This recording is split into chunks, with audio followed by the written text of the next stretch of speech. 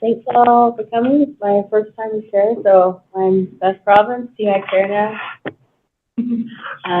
We'll start with introductions. We'll go this way so no one can finish. Okay, I'm sure with Provo City Engineering. Hannah Falvo with Development Services. Aaron Keesler, Provo City Engineering. David Hurtado. TMAC. TMAC. Greg McFarland, TMAC. Just Andy, Public Works. Judy Joseph, Public Works. And online we have David. Can you hear us? Yes, David Keller. Thanks. So first action item is to approve minutes from May 15th. I move that we approve the action items from May 15th. Thank you. Second that. All in favor? Aye. Yep. Perfect. Okay, we're going to move right into our discussion of the purpose and scope of TMAC. Now, we had an interesting discussion last time, and I think there were several pertinent points that were brought up. I remembered when we did the bylaws, while we were doing the bylaws, we were actually also handed the Transportation Mobility Advisory Committee chapter. And I just want to read from this. It's 14.04B.020. I don't know if I have to be like specific about this or not. Under powers and duties procedure, in section 3, it says the TMAC shall. And I want to point out the action things that we can do. So TMAC shall, A, determine and establish such rules and regulations for conduct of the board as the member shall deem advisable, provided, however, that such rules and regulations shall not be in conflict with this chapter or its successor or other city, state, or federal law, which I think we did that last year. I think we did a really good job putting that together. B, and this is where our first action item comes. Monitor the status of and make recommendations for amendments to the city's visionary documents, the general plan, transportation master plan, the major and local street plan, and any other document that impacts transportation and mobility within the city. So we get to monitor all of those and make recommendations if we feel the amendments are for the public good. C, we get to recommend the adoption and alteration of all rules, regulations, and ordinances which it shall deem in the public interest and for the purpose of carrying out the objects of the Provo City Code as it relates to transportation and mobility. Now, I'm going to make this caveat. All of these are recommendations. We don't get to alter it without the approval of the mayor and city council, but we, the purpose of us here is to look at these things on a micro scale while the mayor and the city council looks at a macro scale and say, hey, this rule of the road, it doesn't fit the situation anymore. This is our recommendation. D, we get to review regional, citywide, and significant local transportation and mobility issues. So in our purview, it's not just Provo City, but the regional aspects that affect Provo City. As they relate to and are affected by land use policy, we are to balance the interests and needs of the people walking, biking, riding transit, and delivery trucks and automobiles. So we're reviewing all that to make sure that it fits within our city's purview. Number E, or letter E, sorry. Provide recommendations to the mayor, municipal council, planning commission, and other city commissions and boards regarding the priority, funding, and design of capital improvement projects that relate to transportation and mobility. So if we feel like there's a project, a capital improvement project out there that kind of been put to the side because other issues are coming forward, not that they aren't important to the mayor or municipal council or planning commission, we can say, hey, I know this has been put to the side, but this really needs to kind of get a higher priority. F, serve as a coordination body and resource for organizations interested in transportation and mobility issues affecting the city. I just want to point out that we had that great presentation from the BYU students last time. And I really appreciated the work that they were doing to keep campus safer. And G, promote public education of transportation mobility issues affecting the city and its residents. And I think we do that, we push that a lot. We push a lot of information out to the public so that we can have a better informed public that make better decisions in relation to transportation mobility. So that's what it says, that those action items that we can do. Those are our purposes. Yes. So as we're reading them, I'm like, yes, we've tried to do that and we've been stopped. Yes, we've tried to do that and we've been stopped. And I think that's where Noah's frustration aligns with mine, that there were two things in particular: recommend amendments and ordinances relating to transportation. We've had suggestions before where we're like, we want this to be a priority, or we talked extensively about the $3 transportation fee on our utility bills and how compared to other municipalities it's nothing, and we could easily just justify inflation as a reason to tack $2 more per household on there, and that would be something rather than nothing. And we've been told it's not going to go well with the city council, don't pass it on. And so I feel like, what good does it do for us to discuss these things and talk about them passionately if somebody says, well, actually nobody really wants to hear your input, or that would ruffle feathers and make it, you don't have the authority to tell them what to do. And so I think maybe having somebody guide us through, then how do we get that, how do we give it to someone who has the authority to do something with it if we feel it would be important. We talked about it in our planning commission work meeting last night, the transportation fee, for example. We're not the only 10 people who think it needs to change. You know, there's people who've never sat in a transportation meeting, who've never heard the great presentations about other municipalities spending way more than Provo does. And so, you know, there's other bodies that are behind these recommendations we've discussed but never been able to do anything with. Do you have a direct response to that, or I would have another option? No, go ahead. When you look at our agenda today,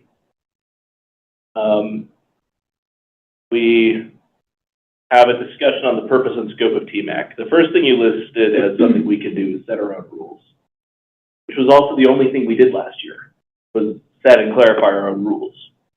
I don't think it was We had a lot of really good discussions, but that was like, the one thing is like, okay, what, you know, we made a couple of recommendations, that some of which died on arrival, some of which were Well, I mean, like, one of the things we talked about a lot is the 2 bridge projects, which ultimately we were told, well, we really couldn't do that because of financing, or UDOT had the final say on, and so it's like, why are we talking about this? The food's great, but why are we talking about this? So there's, yeah, so that was my next point. Like 3, we're talking about our own purpose, which isn't that meaningful. And then point 4, the microbility impact discussion, we have had 5 times in the last year with no policy goal or recommendations even suggested. And so it's hard to understand how this is not just a group of citizens complaining about these kids on scooters.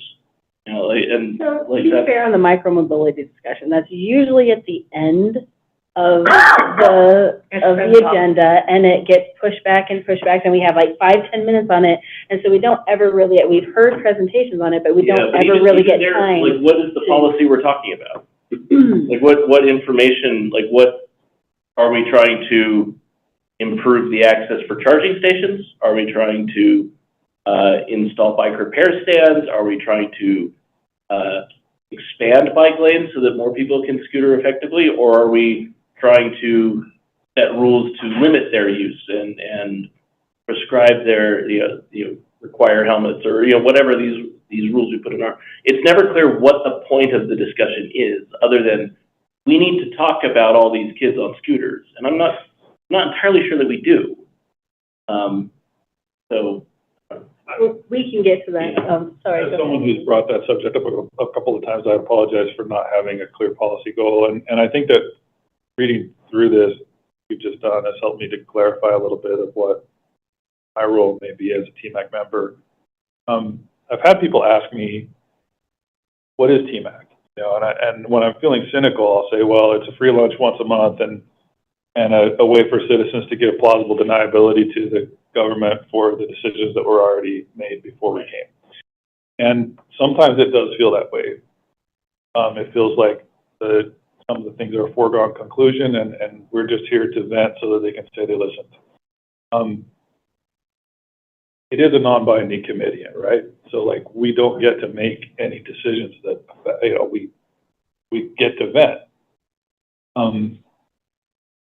But I will, for my part, if we're going to discuss something that I contribute to, I will try to be more clear about what I think I would like to see happen, rather than just as I've done in the past, which is to say, I see this as a problem, what are we going to do about it? Well, I don't even think Greg was saying it was our fault for not presenting a goal there. I think what he's maybe hinting at is that because we've been pushed back on telling the city what to do enough times, it does feel like we just talk about things so that we bring an awareness to city staff, and then they can invite us to give them ideas of what they're going to take to a meeting. And we've never been able to wrap our heads around this evolving beast enough that it ever got that far. Like, it's always just trying to acquaint ourselves with something, but we don't even know what we're trying to accomplish with it.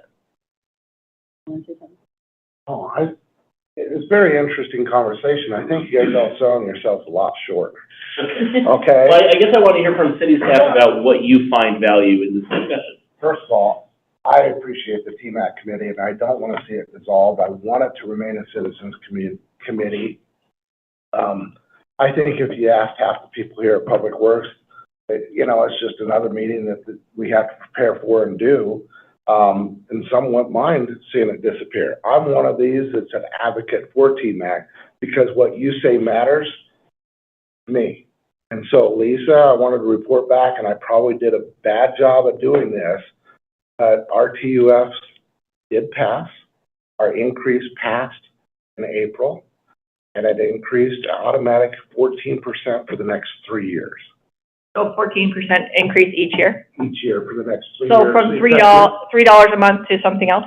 Effective September 1st, Well, there okay? you go. So, See, so that's something we have talked about, that, Yes. So what you say does matter, and it makes it on my priority list.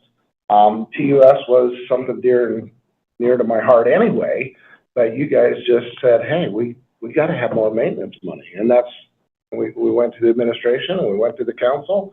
They embraced it. We showed them the study that we did, and we, you know, said this is what other cities and towns are doing. No one knows good and well what other communities are doing. We're pretty conservative from that amount. So we did get that 14% each year for the next 3 years. So that's awesome. And that's in large part your guys' support as well. When you guys bring the TMAC support meaning? In other words, would that even come up? Or, I mean, I'm looking at Kahan. So, being on the city staff, myself, just another meeting, have another meeting, and having to prepare for another meeting and all that fun stuff. I feel your pain if there's not if it's not helpful. Frankly, I mean, if it's not helpful and it's just causing you more work, like you're doing the work anyway, and then you just have to kind of loop us in like another box. That's where I'm like, I feel like staff's doing a great job, and I don't think there's like this, and there was this tension between maybe planning and engineering, and so then this was supposed to be some kind of mediating body, I don't know, to get everyone to play friendly. I don't think those never gonna things, happen. I'm just kidding. I don't think that exists right now. Right, yeah. They couldn't exist again, but anyway, so I appreciate the staff. I feel doing a good job. So I don't know, what value in that particular discussion did TMAC's like, yeah, we ought to be looking at this, because we only had, seems like one meeting, and then it, like, we haven't heard again. Talk about it. You had two council members who were very supportive, both Therese McKay and George Hanley, had mentioned TMAC, that this was important to them. It's also important to staff. I mean, we did the study, we spent time and money doing that, and we want to see it pass. We didn't want to see it not pass, right? We need more maintenance funds. Over the years, you know what's happened. Cost of maintenance goes up, and our dollars are going down. We're not staying up with inflation, and so therefore, we're still doing more with less. We don't get to do as much as we'd like to do. And so maintenance is a big thing. When Chair Beth went through all these, I was thinking every single one of these of what you guys have done in regards to your influence. And we bring regional transportation, MAG, in here, right? Once a year. Usually we haven't brought them in probably a year and a half or two. UTA comes in. UTA just implemented the on-demand system on the west side of Provo. That's highly successful. In fact, so successful that right now they need to play a little catch-up before we do more advertising of that, right? That's what they told us in our last coordination meeting. UDOT Region 3 was just here with the bridge, and not only, that was not their first time here. They've been here a couple of years ago when they first were doing this bridge, right? And there was input from the city and from the TMAC. That bridge is an interesting example to me where they came in 2 years ago and we had a really good conversation about, you know, like how is this going to tie into the existing bike lanes and what were going to be the intersection designs of both ends. Gave them lots of feedback. They gave a ton of feedback, and it turns out what they actually wanted to know was what crenellations they should put on the bridge. They were seeking architectural input from the community on decoration. They were not actually seeking transportation information.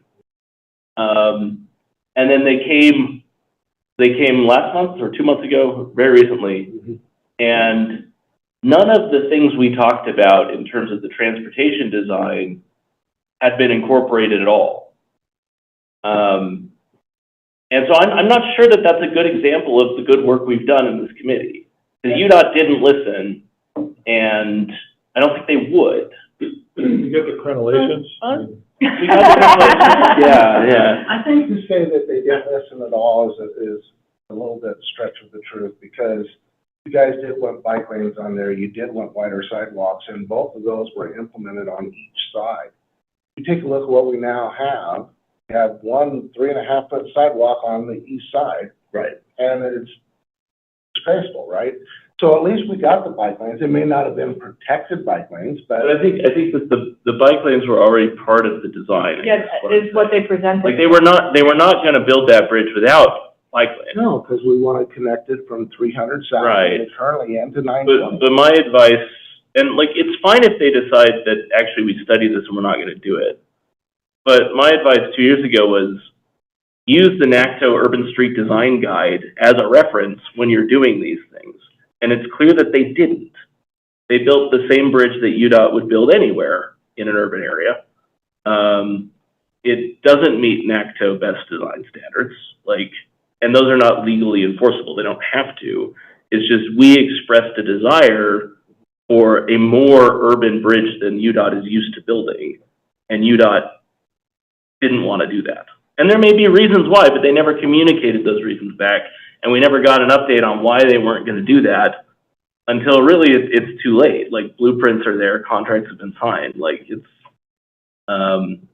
and so the TMAC pushes for these things. We want this, we want this, we want this, we want this, and UDOT and MAG go do kind of whatever they want to because they're not actually accountable to us.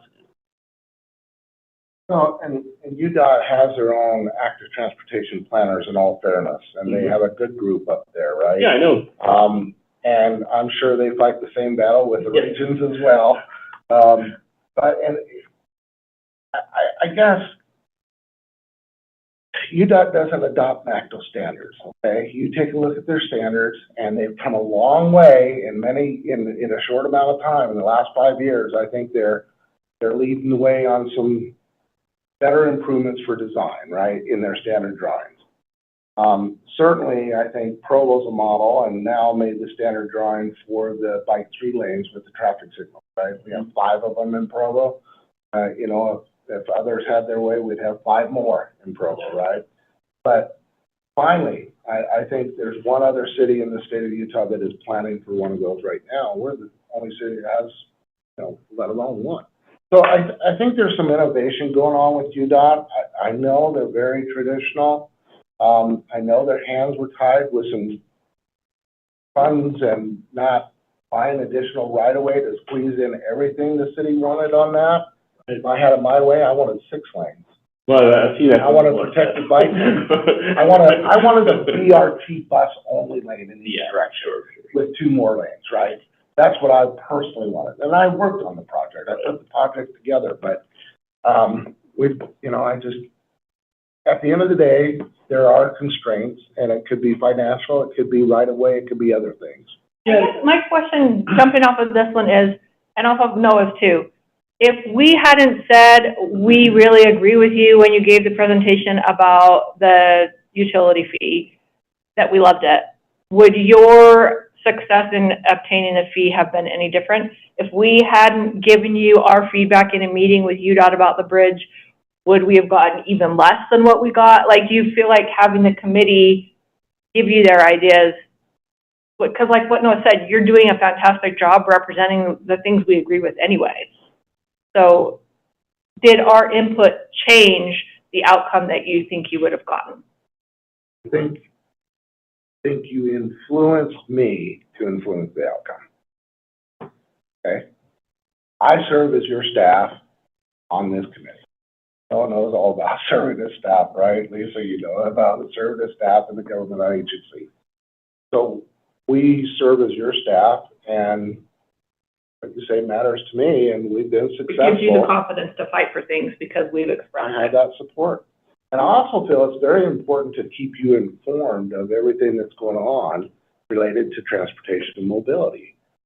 Sometimes it's, okay, thanks for that information, but I would hate for the public to walk up to one of you and say, hey, what the heck is going on with this road closure? Why has it been closed for a month, right? Freedom Boulevard. I want you to be in the know. And I don't always do the best job of communicating that, but my intent is that you're in the know. So I just want to jump in here real quick. What I'm hearing is that there's no signs that TMAC is effective at the, like, nobody listens, nobody takes our ideas. That's kind of the feedback I'm hearing. And Vern, you did say that we are listened to, and I'm actually going to go back to my time as neighborhood chair before it turned to districts. And what I actually told one of the BYU students last time, I told her, you will probably not see anything change from your presentation anytime soon. Nothing that's not already in the works. Because government is slow. It's very slow. It takes a long time for ideas to be pushed. It takes a long time for committees to get that matriculation up to the council, up to the mayor. And so I told her, I was like, just because you don't see an end result in the next year, 2, 3, 4, 10 years, it doesn't mean that what you said wasn't important. Doesn't mean that what you're doing isn't important. Like, you may have to do it again. You may have to do it 10 more times. Doesn't mean that what you're doing isn't. I think the feedback of TMAC's recommendations would be very, for us to hear that somebody listened to us, would go a long way for us to feel like we're actually being effective in some sort. Presentations to the mayor and or the city council, if TMAC member was there during those presentations, it probably would go a long way to help them listen more. I know in presenting things to city council in the regular meetings, the citizens who stand up and say something during city council, they're heard. They may not, and like Vern said, there may be constraints at the time of any feedback given back or anything that can be changed at that point, because we've already dotted all the i's and crossed all the t's, but they're heard. Maybe something that would help me is if we expected sort of feedback and follow-up on some things, right? Like, I mean, going back to this bridge example, we told UDOT a whole bunch of things that we wanted to see in the bridge. And the next update we got on the bridge was, yep, we're ready to go. We signed a contract and we're going to close it, and here we go. And I think just having follow-up, and I don't know if this is on, Kahan putting together the agenda or as, the committee to follow up on this, but like having some kind of expectation that someone from UDOT would look through our suggestions and give some reason why they're not going to do them, other than you guys don't matter, which does feel like the truth. Like, okay, yeah, we're not going to change the design speed to 35 miles an hour because of this or this or this.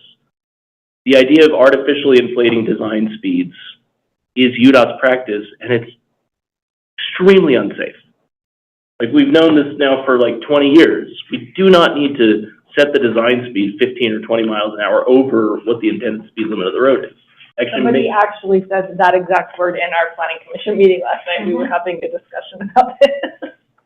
The stationary plan. Yeah, but it's standard practice, and it has been, not because there's some rule that needs you to do it, but because engineers are like, well, we need to put a factor of safety on this. That's not how it works. It is how it works in structural engineering, but it's not how it works in traffic safety. Unfortunately, a lot of our transportation engineers, including myself, are failed structural engineers. Like, we go in thinking that we want to be structural engineers, and then we're like, wow, those differential equations on building vibrations are real tough. Transportation seemed easier. I'm being ridiculous there, but it's like transportation engineers are trained to be civil engineers until they take one class as a senior, and then they kind of go into that field after that. And it's a problem that we're trying to address in civil engineering education, but it gets perpetuated in things like this. But anyways, just having someone from UDOT come and say the reason why we set the design speed to 45 miles an hour was this, instead of, I don't know, that's just what we always do. Like, that answer I don't think is good. And if the person in the meeting can't give the answer, then having somebody follow back, and even with an email in the future with the idea that, oh yeah, this feedback was heard and we were choosing not to address it, but at least having it be heard would be good. Am I hearing you want to add to the agenda action items and follow-up, like Potentially. Here's what we just discussed. I mean, Vern's really good. I emailed him about a couple of issues that someone brought to me about some missing sidewalk. Vern instantly jumped on it, and he followed back up with me. That wasn't something I brought to the committee. I just corresponding because of this. I think so far, what I'm hoping, this existential question about why this committee exists, I think the biggest benefit maybe so far is that Reese and George were on the council, and maybe they hear this, and then when there's something discussed at a council meeting, that's rolling around in the back of their minds.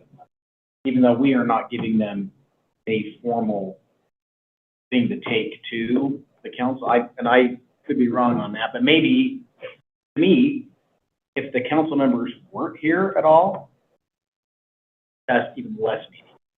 Does that make sense? But since they're here, at least they're hearing some discussion, and then they're not necessarily more educated, but have better feeling. Yes, but they are more educated because they've already seen the presentation and heard the opinions, and so when Vern takes it to them, it's not the first time. They've already wrapped their head around it, and so that makes them more informed supporter. I guess I'm thinking about the presentation we had on the near misses and pedestrian crashes last month from the students. Like, that was a fantastic piece of information. I'm glad they had a venue to make the presentation in, but if all this is a presentation venue, the students would have been better off in an academic conference, right? Like, and we're not. Or to present it to city staff. Or to present it to city or staff to directly, the right? council, or If I something may jump directly. in on this one, I was just in a meeting on Monday with Bird Scooters because it's the planning or the, development services that contracts with them. They gave us their annual presentation and updates on ridership. Turns out nearly a quarter of, or like nearly 20% of Provo residents have ridden a Bird scooter when you break down distinct rides and all of that. This information is helpful to know. But because you brought up the near crashes because it came up in this presentation, this idea workshopping space, which is just as valuable as being an action committee, by the way. This idea workshopping space, Sandy Bucio, who's normally here, and I, during the presentation, asked them about their near miss data, and they don't have any, but they do have a ridership survey at the end. Right. And we asked if they would add a question about, did you have a near miss, and if so, drop a pin. And they're gonna look at implementing.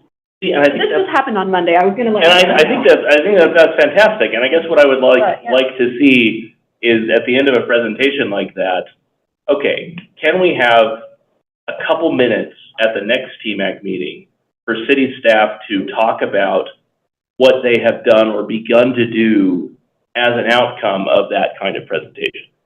That's a great idea, because I actually met with them afterwards. Yeah. We're doing a project in the fall where we're gonna actually have the students, count our video detection for every single, crosswalk on 820 North between 2nd East and 7th. That's cool. Okay, isn't Yeah. that cool? That's very I cool. mean, and they're gonna use it as a capstone project in her class. Yeah, okay, so let's, So if we didn't have this venue, for them to come and present that, that might not have ever happened. Yeah, and okay. the city wouldn't know it was a problem area, and they wouldn't have someone doing the data for free, and blah, blah, blah. but all this is wonderful. And what I'm saying is that if our second action item was report from city staff on how they are responding to presentation X from last month. And we feel like we're actually And making.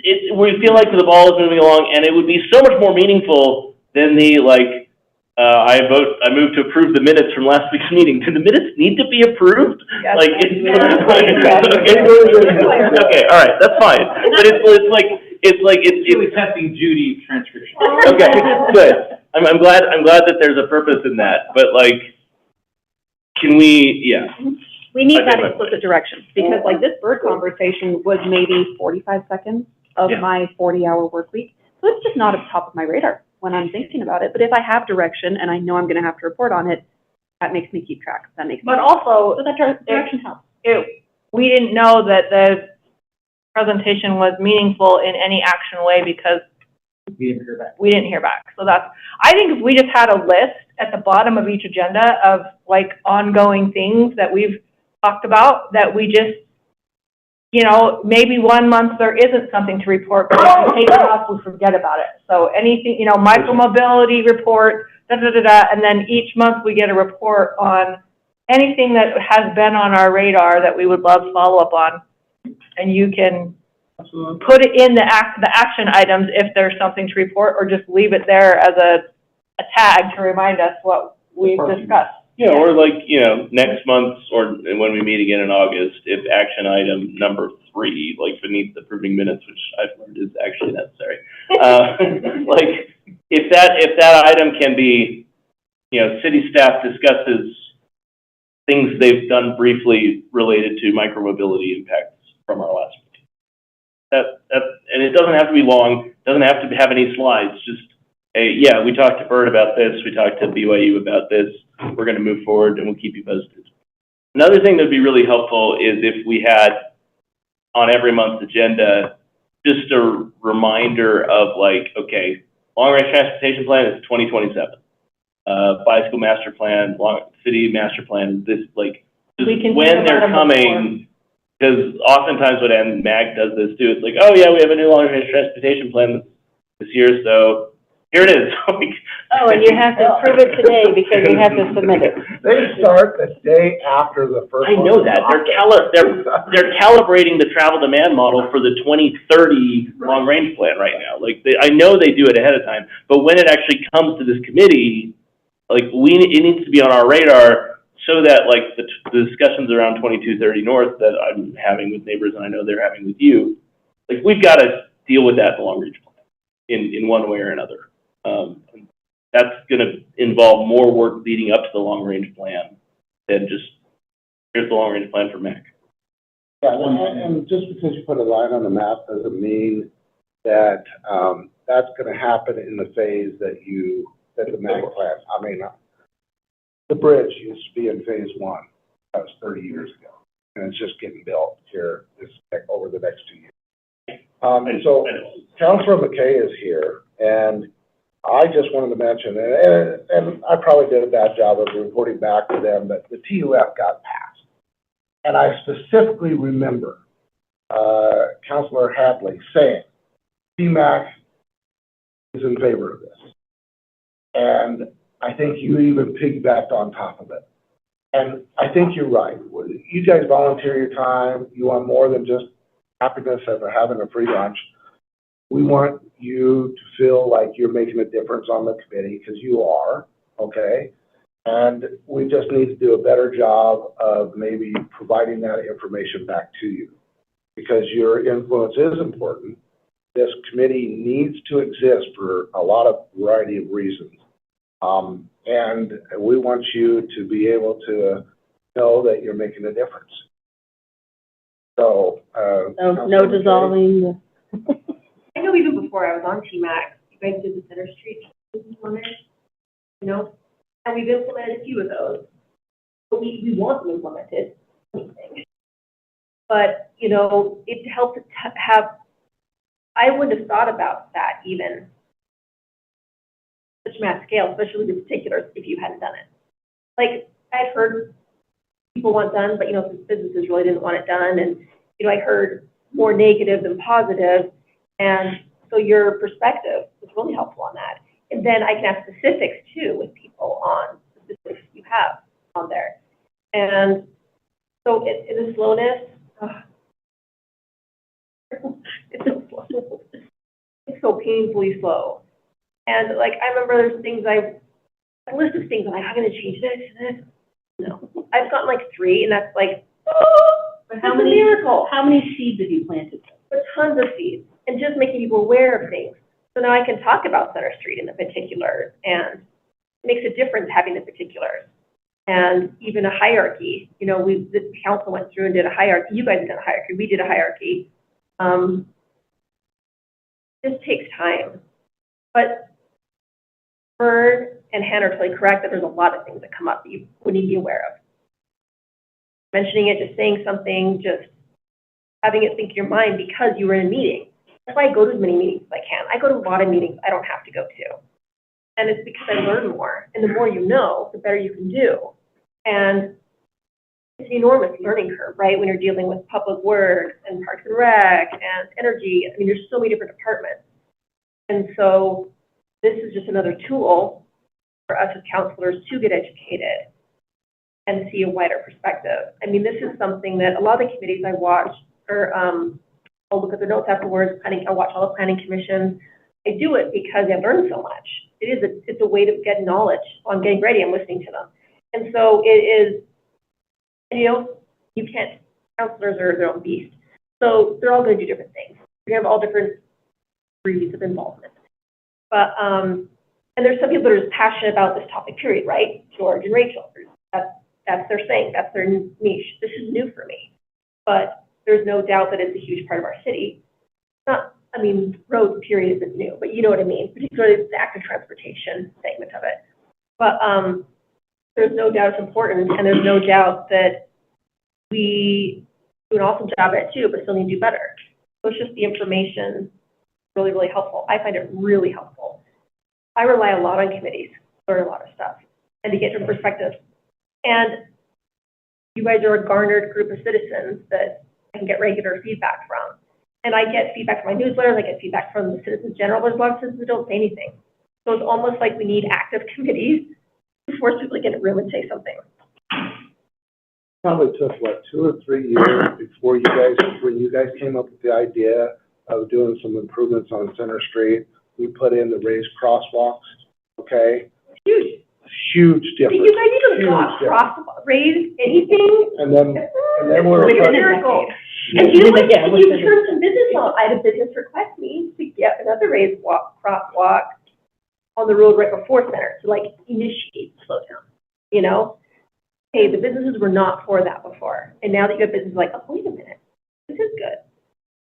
Because of that, we were able to implement the sharrows on the outside lanes and keep the speed at a lot, closer to 15 than it was.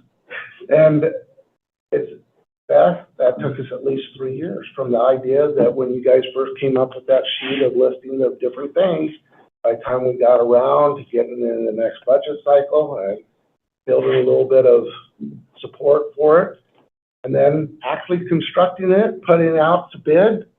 Well, we've got to design it first. You guys know how that works, right? July, we get the budget passed.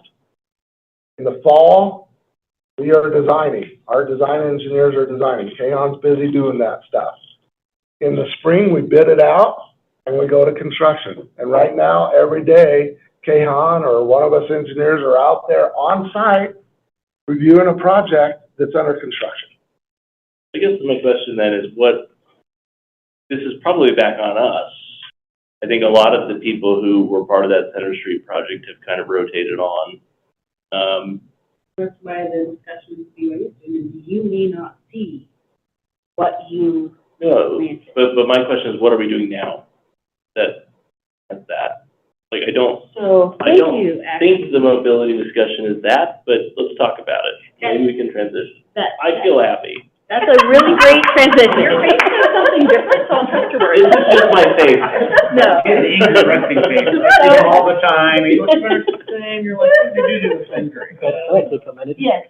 So from the city staff, I'll give you my opinion, kind of my side of things. I joined city about 3 years ago. Rob Hunter was my manager. I was just sitting with him, basically listening for the first 2-3 meetings. Had no clue what TMAC is, to be honest with you. Not that I know a whole lot right now, but maybe we have learned some, and we're still learning. As the transition happened, Rob was ready to go. He brought me in to kind of start leading the TMAC. I learned a lot in a sense that from the first year, I started applying for grants. Not part of my job, nobody told me to do, but that's something I'm very passionate about, finding ways of getting money. You brought that the government is slow in getting things done. That was a mean or a way for me to, what else can I do to get some money in so we can get some more projects going? Yeah. It does. It does. And the reason why things are slow is because there's often not money. Yeah, one of the big factors is money. So I started looking, how can we bring more money to get some projects going, and found my own ways of CDBG being one thing. And having council members or decision makers be part of a committee, like you have been part of CDBG, you have listened to presentations that I give, where do I get those ideas or projects from, or from committees like this, citizens complaining about safety issues, mobility issues, things of that nature, and then I go do my own research and kind of dive in there. Could this become a possible project? Not all projects are important enough to the decision makers, but that becomes an idea for me to apply for. And that's how I got that kind of information that I get, or ideas to make a project happen, is through meetings like this, citizens reaching out to me. So from my side, I mean, you guys, your input has really helped me a lot to get to the projects, make it happen, design it, construct it, report back to you. I'll say that, yeah, the first year till now, and we're just gonna keep doing it. That's the thing, like, I'm just very passionate about that. So that's gonna stay with me. Now, what I wanna make a transition, at some point there was a transition before we, the city staff, were doing all the agenda items. And every time we would have an item that, okay, we need a follow-up in 2-3 months. And I'll make a note of that, and I'll make sure that we have a follow-up on whatever item we need to follow up. But at some point, we made a transition of getting the TMAC chair involved when it comes to getting this agenda going. And so we have been kind of in communication with the TMAC chair on the agenda items that are here. So every agenda item has been looked in, and at some point, the input has been given by the chair on the item that needs to be listed here. Yeah, Joy and I worked together to come up with the agenda for every meeting. It wasn't just staff. And now Beth and I have been doing it. We did it last month. I think as engineers, we do a bad job of telling the story. We just put our head down, we go to work, we get it done, right? And we don't report back and share what we've accomplished. And right now, there's probably 3 or 4 projects that are really cool that are either under construction or almost, and you're aware of them. Okay, we've brought them to you and give you a presentation on the maintenance and some of those projects, but don't do a good job of telling and reporting back. See, I think you do a good job of telling us what's going on, and so we know what's going on, but maybe the missing thing was what part of what we discussed was useful to help something be successful so that we can keep doing more of that instead of just listening and nodding our heads. I think if we don't realize that feedback was useful, then we sort of tire of giving it, like the people up on Slate Canyon Drive who don't come to meetings anymore because nobody has listened to them, you know. So whether it's true or not. Or maybe we have done a whole lot for them. Yeah. So We spent a lot of time. No, that's what I'm saying, like even though you're telling us that our feedback matters, but because we didn't know it mattered, we chose to believe it didn't matter. So that's kind of the one suggestion or feedback that I'll say, in all fairness, with what Professor brought in regarding the bridge project. Yeah. I was involved in the bridge project. And at some point, Vern, all our comments or feedback that we give to UDOT, for example, at that point, we were on the aesthetic side of things. We wanted a Provo logo on the bridge, that the sidewalk needs to be separated. All those were going perfectly fine.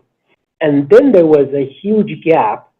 And then the next thing that even I heard, and so did you, was that the design looks like this, and this is what we're moving forward with. Yeah. So maybe during the PSNE, or maybe somewhere there, what we gotta do is we gotta bring them back to the TMAC committee. What is the progress? Show us what is it that you're planning on? Have you implemented our feedback, TMAC's feedback that was given to them? If you did, great. If you didn't, why did you not impact? Or like, what were the reasons that you did? So maybe we gotta do that from our side, because this project was a shocker to me as well. Because I'm like, wait up, what happened there? Mostly everything was going really good.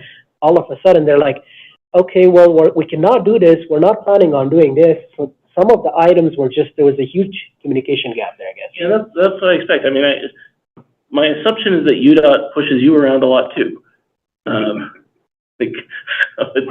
Yeah. So if I can make a suggestion for our next meeting, which is that we, again, do not spend 7 minutes trying to rush through a discussion of micromobility. But Beth, can you work with Kehan and Vern and figure out what is the framework under which we are wanting to talk about micromobility? So that's one of the things that I really wanted to bring up today. It's like, what is the future? I'm sorry, there's no more time, Beth. I motion to adjourn. It's only happened 5 times. It's okay. Can I give 30 seconds? 30. Because I noticed there's a task on the list for TMAC that hasn't been done at all, as far as I'm aware, and that is following up on the implementation of the transportation plan. I didn't know I was supposed to bring them to you until I started coming to TMAC and thought, geez, they're smart, I'll bring my plans. Apparently, I was supposed to be doing that the whole time, but in planning, no one told me. Our TMAC reps didn't know. I don't think it's been a big part of TMAC so far. So we do bring plans to you for review, and we do take your input, because we don't have any other body that has industry experts and residents and academic experts all in the same room. Very useful space. If you want me to bring back feedback or bring back our implementation matrices and follow up with you through that, let me know when. 10 minutes. Go. Okay, micromobility. Honestly, the whole point of all this is learning all this information and trying, is to make recommendations about our master transportation plan. Honestly, the information we got from the police department, how they categorize, how they have all that, getting that out to the public, I think is an extremely, Lisa brought that up, is like getting that information out to the public so they understand what the categories of these different forms of transportation are, what is legal, what isn't legal, where they're supposed to be, where they're not supposed to be. I think that is very important information to get out to the public, which is one of our things that we're supposed to do. But also I wanted to talk about what the future impact of micromobility would be on the city. And if looking at the transportation plan, looking at street designs, looking at stuff like that, to where in the future, if we're building major roads, like out in West Provo, we're gonna be having a lot of major roads built, we incorporate this idea that it's not just cars, it's not just bikes, we have a vast range of transportation on the road now, and we need to actually look to this to provide safety for everybody, or as many people as possibly can. So that was my point of bringing the whole micromobility up, because I've seen, my experience on Geneva Road, I've seen so many people that, so many near misses, we talk about near misses, and it's awful. And I know Geneva Road is a state road, and that needs to be expanded, but that's a huge discussion for another time. But even within the city, at stop signs, where people on scooters do not stop at stop signs, they just blow right through. Not required to stop. We don't have to. Oh, so are they're they in the road, and if they're on the clearance. road, do they have to stop at the Stop stop sign there, sign? you'll find. If there are no vehicles present, according to state law, Bikes. bikes Okay. do not have to come to How complete fast they're stop. going now and how dangerous. Yes, Like because watching I've your almost next creamed a again, couple right. of people who blow through a stop sign But and, going like. But see, a responsible cyclist will slow down at a stop sign, not come to a complete stop check, but the scooters are just booming That through. is- I have never seen a car stop at a stop sign in Provo. Oh, Like, I've never at the bar. never seen a bicyclist They've never stop at a stopped at stop the sign bar. either. I do They all, no, every day. so they stop in the road, they're 20 feet past the bar. Stop at the stop and then- sign, and then I have to move forward, so I can't see. You're the best driver. I'm always yelling at the drivers that don't stop at the stop sign, that stop after. Of the transportation master. Right. Related to rollout. Like, Yeah. what's our cycle? Is it a 5-year cycle, the transportation master plan? it's coming up in, So usually it's a 10-year cycle. Consultants would like to tell you that it's a 5 to 7 year need. But it, you know, I'm. been on that side of wanna the do table. Yeah, been on that side of the fence, so, but usually. And that's driven by impact. Are we collecting impact fees for transportation? Yeah, so impact fees are done for 10 years, and that's about the time frame where we do the transportation master plan update, so we can. Where are we in that cycle present? 5 years. We're halfway through, so does that mean we're waiting, so when do you start kicking off the next one as far as incorporating this kind of stuff? That You know, it's, year 8, so 2 years out, or year 9, it's or? 2 years to adopt this last one.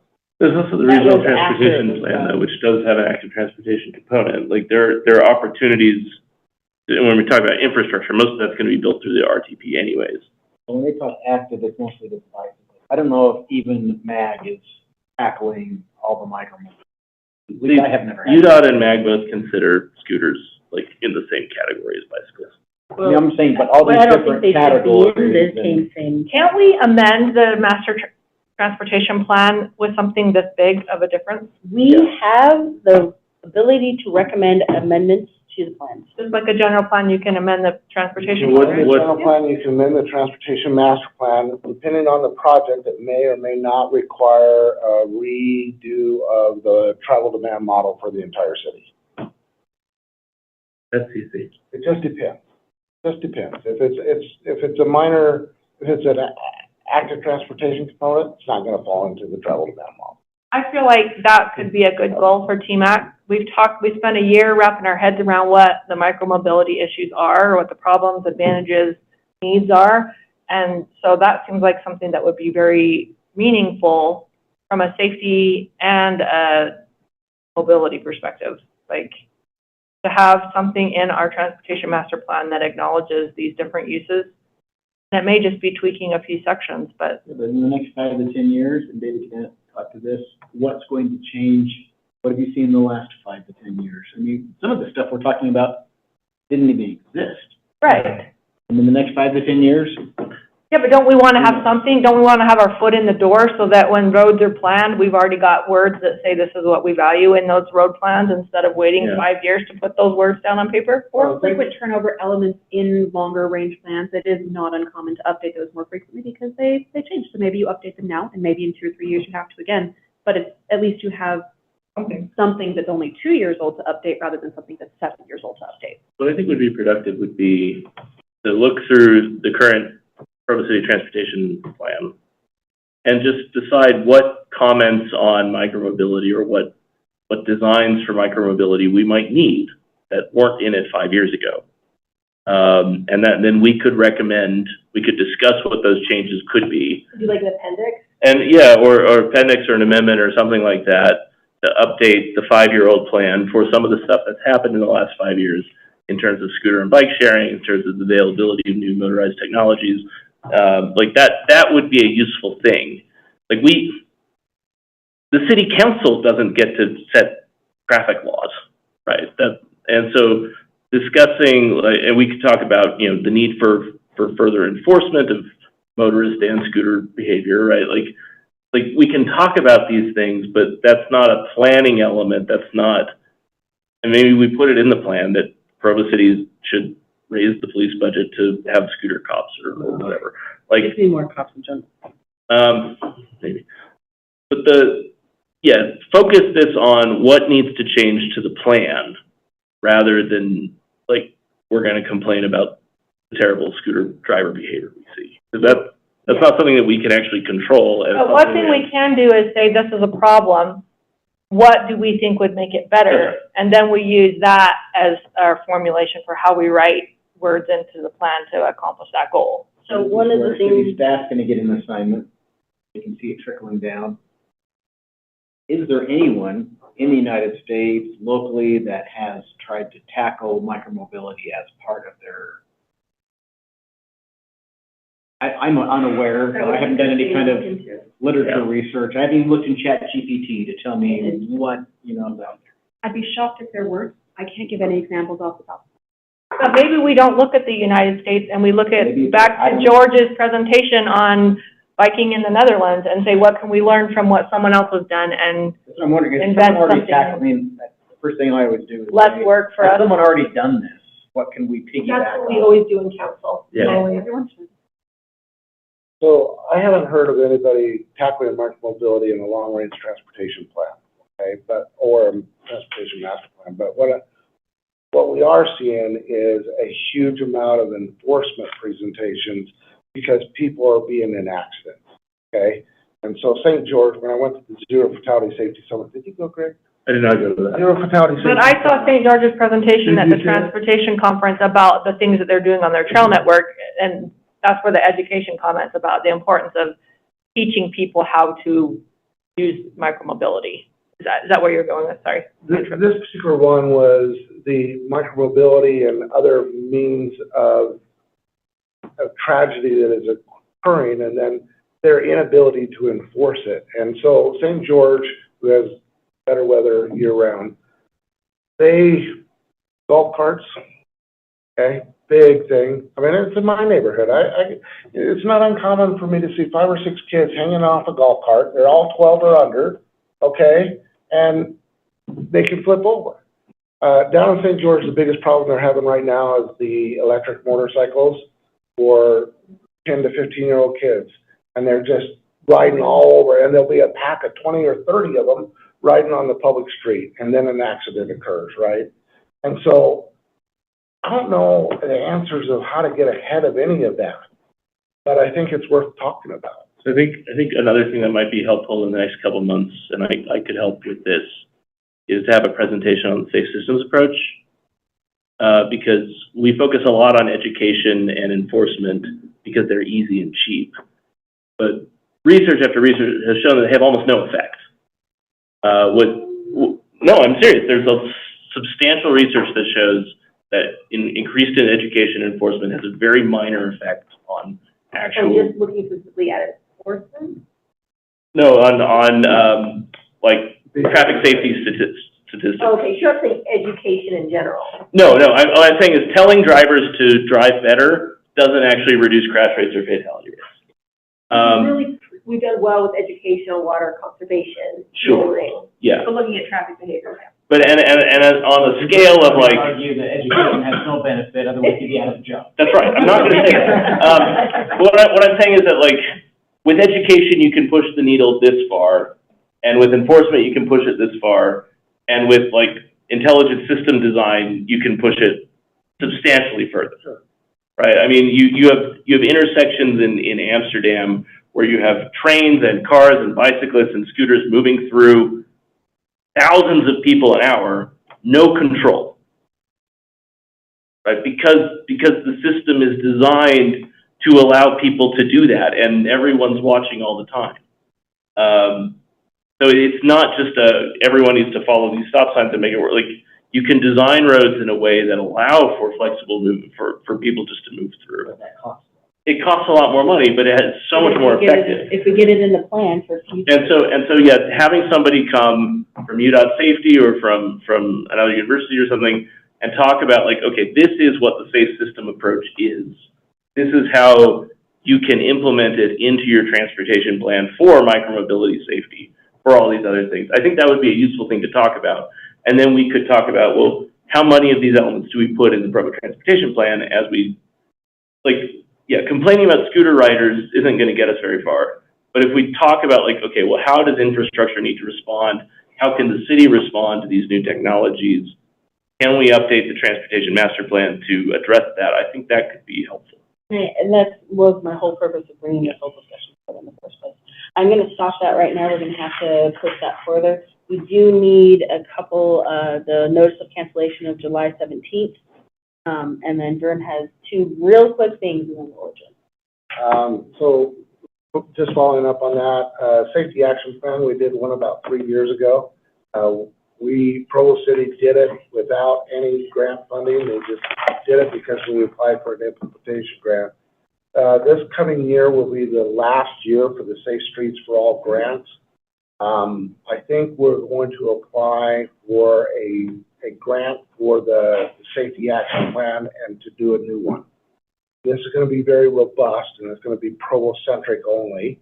MAG did one that we got $1 million at MAG for that for that grant, but it's pretty high level, right? I mean, you've seen it, right?